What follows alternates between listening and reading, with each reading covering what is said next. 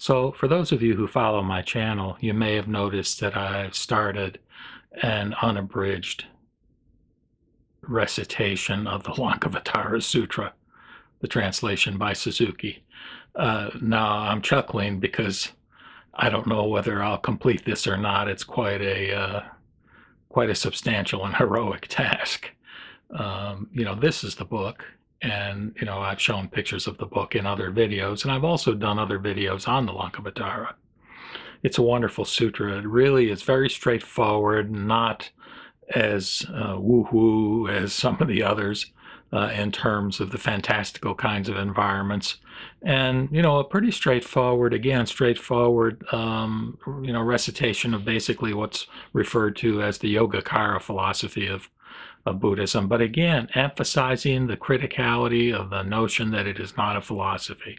This is not a philosophy. It is a religious text designed to help beings, particularly bodhisattvas or even advanced bodhisattvas, to have that turning around in the mind, that revulsion in the mind that is in effect, a kind of spiritual awakening or conversion experience in which an intuitive understanding is achieved. Although there is nothing to achieve, nothing to attain, but it's getting in touch with prajna or wisdom or sunyata, and also then the concomitant associated compassion that's associated with the experience of interconnectedness that you've heard me talk about before. Anyway, I'll be interested in feedback as to whether or not this series of recitations is of interest to you, if there's enough interest, and if I don't get too wearied by the process, and if my health maintains itself, et cetera, and if other projects don't intervene, I'll continue on with these recitations of segments of the Lankavatara on an unedited basis. The reason I'm making this particular video, though, is to recite some of D.T. Suzuki's introduction to the Lankavatara. And again, there are two volumes. There's the Lankavatara, and then there's his studies in the Lankavatara. But this introduction is from the Lankavatara itself, where he begins by saying, "For those who have already read my studies in the Lankavatara Sutra, no special words are needed here. But to those who are not yet quite familiar with the teachings of Mahayana Buddhism, an expository introduction to the principal theses of the Lanka may be welcome. Without something of preliminary knowledge as to what the sutra proposes to teach, it will be difficult to comprehend the text intelligently. For thoughts of deep signification are presented in a most unsystematic manner. As I said in my studies, the Lanka is a memorandum kept by a Mahayana master in which he put down perhaps all the teachings of importance accepted by the Mahayana followers of his day. He apparently did not try to give them in any order, and it is possible that the later redactors were not very careful in keeping faithfully whatever order there was in the beginning, thus giving the text a still more disorderly appearance. The introduction that follows may also serve as one to Mahayana Buddhism generally. And again, you all know how devoted I am to Mahayana Buddhism, how wonderful I think it is. Particularly, again, the Lotus Sutra, the Diamond Sutra, and all the Prajnaparamita Sutras. And, of course, the Sukhavati or Pure Land Sutras, culminating in Shinran's interpretation of the larger sutra, leading to faith in Amida Buddha. So the first section in his introduction, in Suzuki's introduction, is called The Classification of Beings. From the Mahayana point of view, beings are divisible into two heads, those that are enlightened and those that are ignorant. The former are called Buddhas, including also Bodhisattvas, Arhats, and Pratyeka Buddhas, while the latter comprise all the rest of beings under the general designation of Bala Prithag Jhana. Bala meaning undeveloped, puerile, or ignorant, and Prithak Jhana meaning people different from the enlightenment, that is, the multitudes, or people of ordinary type, whose minds are found engrossed in the pursuit of egotistic pleasures and unawakened to the meaning of life.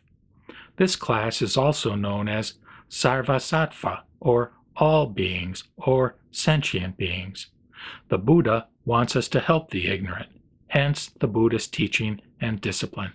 And, that's the whole point of Buddhism. The whole point of the Buddhist Dharma, the Buddha Dharma, or the Buddhist teachings is to give us tools, and A, to become enlightened, and B, to help others to become enlightened. Okay, so this next section, called the Buddha. All the Buddhist teachings unfold themselves around the conception of Buddhahood.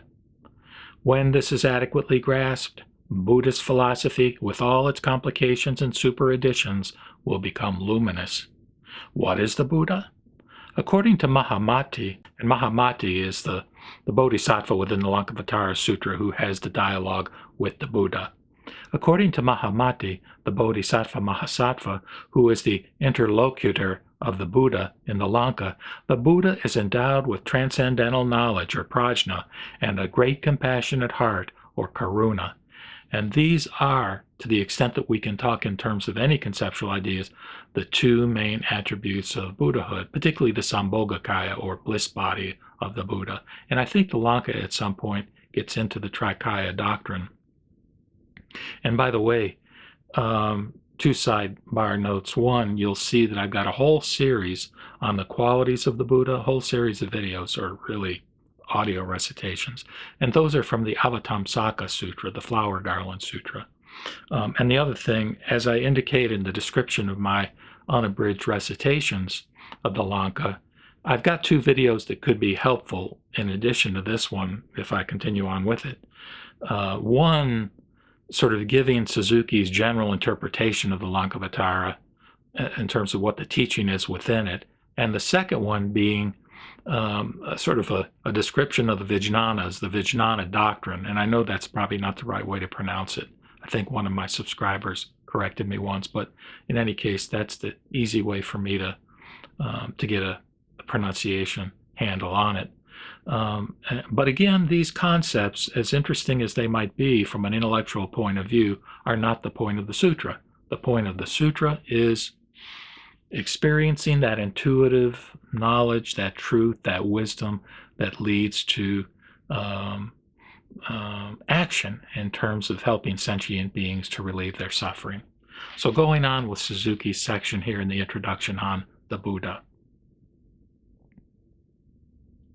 So the Buddha is endowed with transcendental knowledge, or prajna, and a great compassionate heart, or karuna.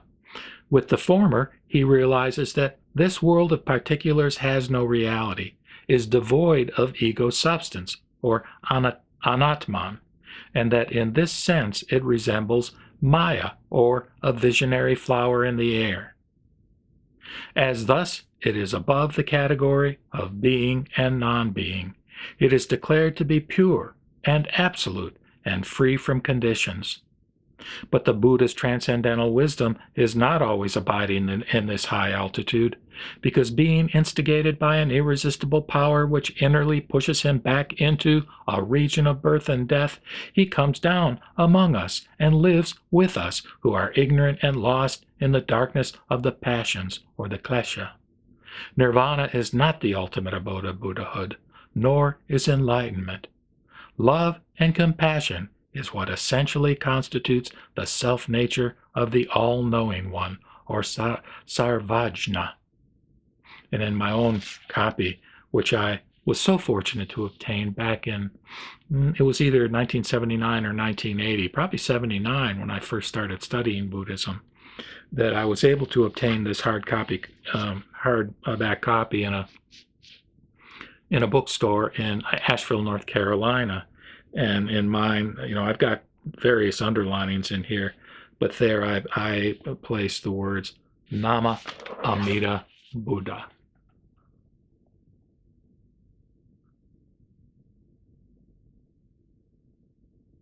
So the next section in Suzuki's introduction to the Lankavatara, he entitles The Buddha as Love.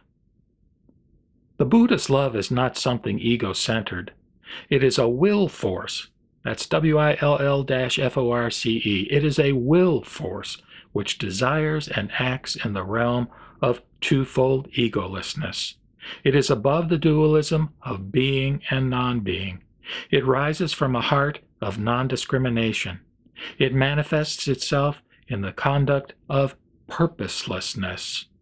It is the Tathagata's great love, or Mahakaruna, of all beings, which never ceases until every one of them is happily led to the final asylum of nirvana. For he refuses, as long as there is a single unsaved soul, to enjoy the bliss of samadhi, to which he is entitled by his long spiritual discipline. The Tathagata is indeed the one who, endowed with a heart of all-embracing love and compassion, regards all beings as if they were his only child. If he himself enters into nirvana, no work will be done in the world where discrimination goes on and multitudinous prevails. For this reason, he refuses to leave the world of relativity. All his thoughts are directed toward the ignorant and suffering masses of beings for whom he is willing to sacrifice his enjoyment of absolute reality and self-absorption. So what an altruistic doctrine, what an altruistic concept, what an altruistic reality that really is, in my opinion, the reality of the nature of the universe or the cosmos, the ultimate dharmakaya that's beyond all words and concepts. The whole business of a judging God or an entity somehow within the universe that's harsh toward us, it just doesn't resonate with my particular spiritual experience and that of, I think, the Buddha Dharma. This next section, of course, is critical. He titles it Skillful Means, and there I'm sure those of you who have studied Buddhism and or viewed a lot of my videos know that it's a concept that's I don't know if it's introduced in the Lotus Sutra, but it's certainly dwelled upon as one of the two key teachings within the Lotus Sutra, upaya, or skillful means. This is the method the Buddha uses to teach. He doesn't just grasp on one concept, one idea, one formula, but he looks into the needs, the mentalities, the personalities of beings, and crafts a message that is consistent with what each individual being can relate to and gain comfort from. So, the essential nature of love is to devise, to create, to accommodate itself to varying changing circumstances, and to this the Buddha's love is no exception. He is ever devising for the enlightenment and emancipation of all sentient beings. This is technically known as the working of skillful means, or, I'm going to mess this one up, upaya kausalya. Upaya is the outcome of prajna and karuna. And what I'm realizing here is that in a lot of the things that I've expressed when I've gotten into sort of spontaneous talking to the camera within these videos, is that I think a lot of it came from Suzuki. These are ways of thinking about the dynamics of Buddhahood that I've been able to relate to, and it makes sense to me. When love worries itself over the destiny of the ignorant, wisdom, so to speak, weaves a net of skillful means whereby to catch them up from the depths of the ocean called birth and death, or samsara. By upaya, thus, the oneness of reality, wherein the Buddha's enlightened mind abides, transforms itself into the manifoldness of particular existences. Let me read that sentence over again because I kind of messed it up. By upaya, thus the oneness of reality, wherein the Buddha's enlightened mind abides, transforms itself into the manifoldness of particular existences. There is a gem known as mani, which is perfectly transparent and colorless in itself, and just because of this characteristic, it reflects in it varieties of colors. In the same way, the Buddha is conceived by beings. In the same way, his teaching is interpreted by them. That is, each one recognizes the Buddha and his teaching according to his disposition, understanding, prejudice, propensity, and circumstance. Again, the Buddha treats his fellow beings as an expert physician treats his patients suffering from various forms of illness. The ultimate aim is to cure them, but as ailments differ, medicines and treatments cannot be the same. For this reason, it is said that the Buddha speaks one language of enlightenment, which reverberates in the ears of his hearers in all possible sounds. Upaya may thus be considered in a way due to the infinite differentiation of individual characters, rather than to the deliberate contrivance of transcendental wisdom on the part of the Buddha. I think I'll stop this particular video here, but hopefully I will find an opportunity to go on with some of the other sections of Suzuki's introduction to the Lankavatara Sutra. And again, I hope you give me some feedback on my actual recitation of the sutra, to either sort of comment on the content yourself, or to give me encouragement if you think it's something that is worthwhile for me to continue in the context of what your own desires are as far as listening to the Buddha Dharma. Take care. Thank you. Namo Amida Butch.